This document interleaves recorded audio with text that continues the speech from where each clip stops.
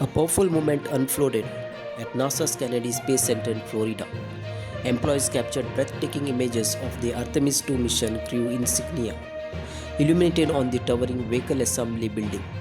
This striking symbol marks the official beginning of Artemis I, all ALL. But this path is more than just a mission emblem.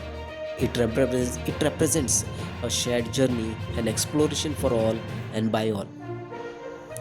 The design draws inspiration from Apollo 8's legendary Earthrise photograph, a timeless image that revealed both Earth and the Moon together in the vastness of the space.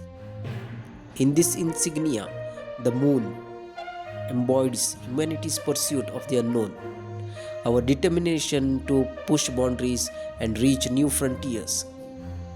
The Earth, our home, reminds us of our shared humanity and the perspective we gain when we look back from space.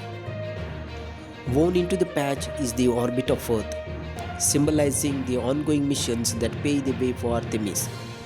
Missions that will establish a sustainable presence on the Moon and one day carry us onward to Mars. As Artemis II takes shapes, it carries with it the promise of bold new era, one that will inspire generations to come, as humanity once again reaches for the stars.